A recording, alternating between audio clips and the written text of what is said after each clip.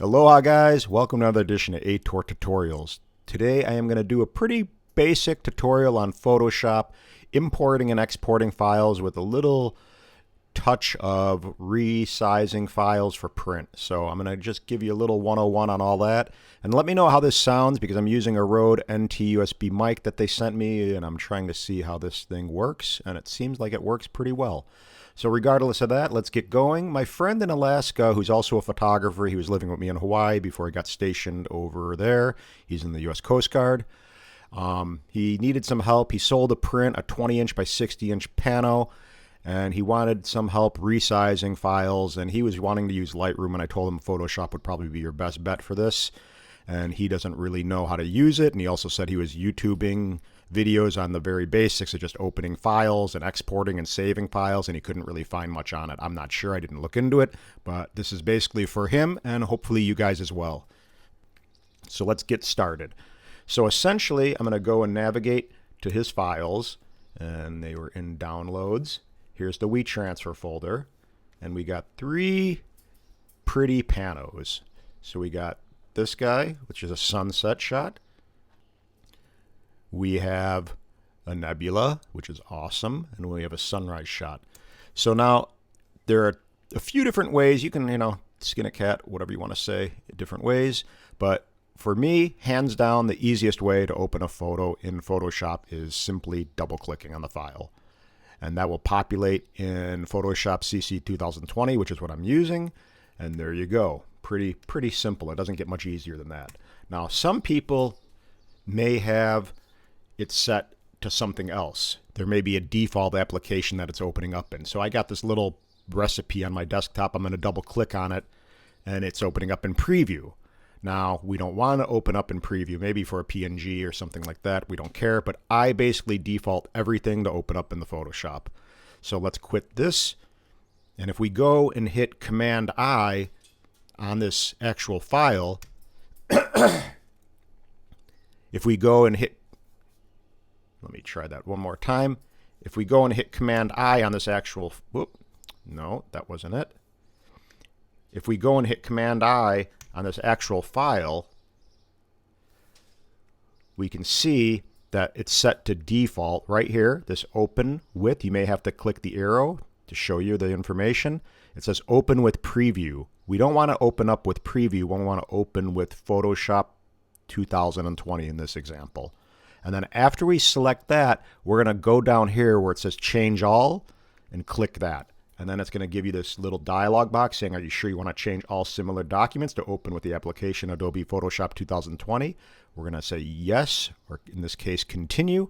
And that's it. So now if we open up and double click on this file, there we have it. We got the little recipe. Let me talk. And another option, we can always hit Command on a Mac O, and that will open up the file in Photoshop.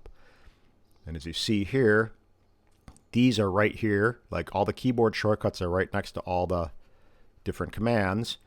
So we have that as an option. We can also drag the file down to the dock and the actual application, and that will open up in the Photoshop. And then we can also go to File in the top menu bar and hit Open, and then navigate to the file. We'll go over here, and then we can go and select that. So those are basically the easiest ways to open files in Photoshop. Not very complex, pretty basic, but a lot of people aren't familiar with Photoshop, so this is for you guys. So again, for me, easiest, double click, and that's it.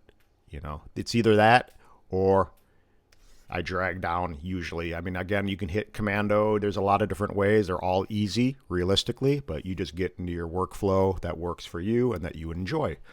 So with that being said, I'm going to go ahead and double click on this. And then I'm going to go and hit the F key once, and that's going to toggle full screen mode. I'm going to hit Command J on a Mac to duplicate the layer.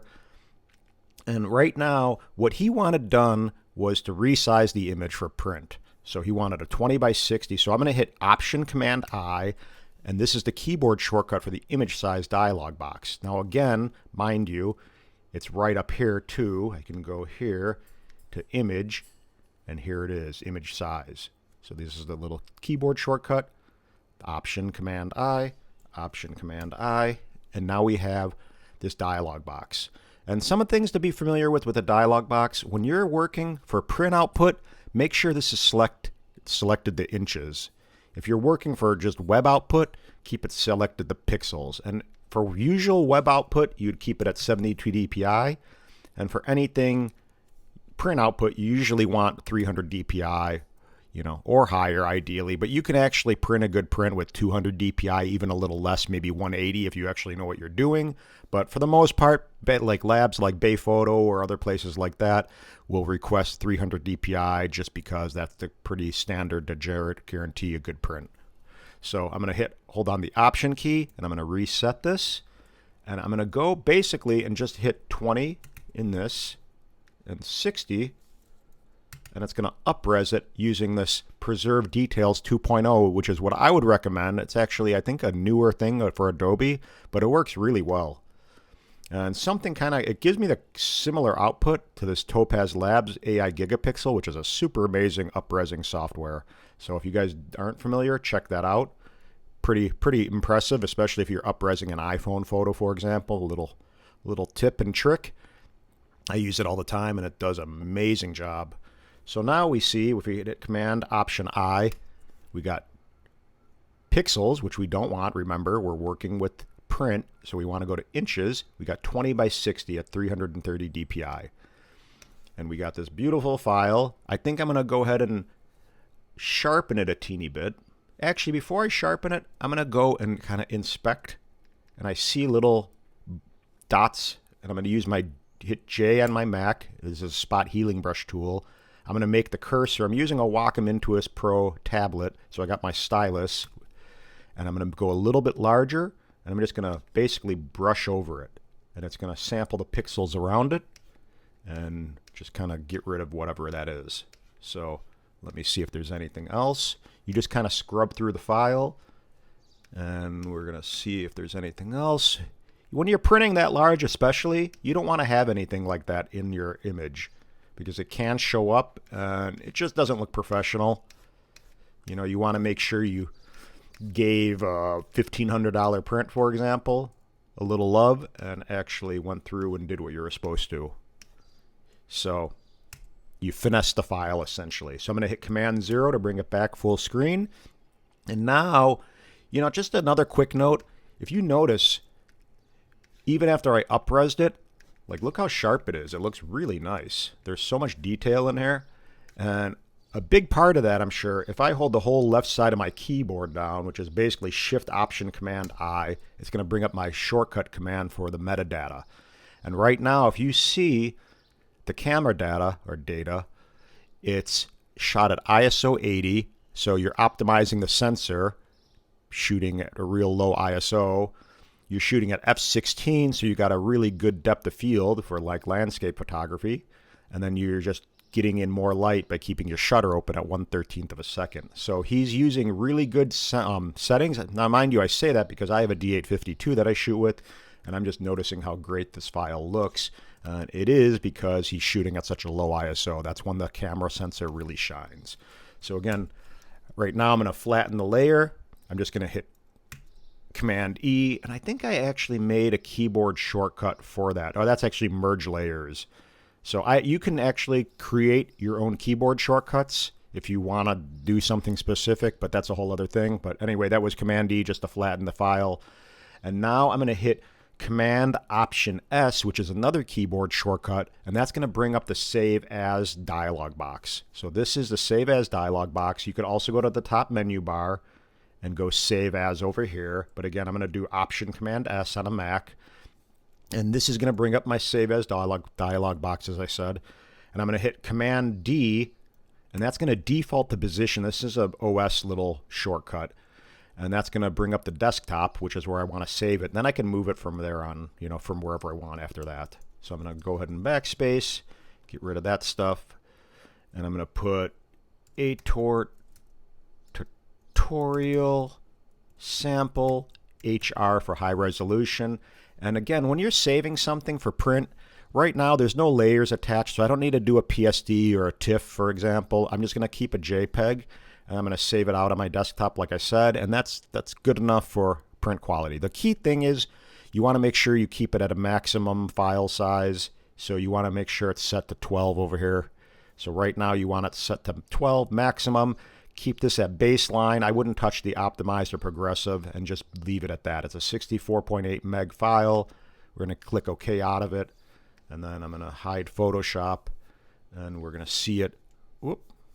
What the heck did I just do? Close Photoshop for now.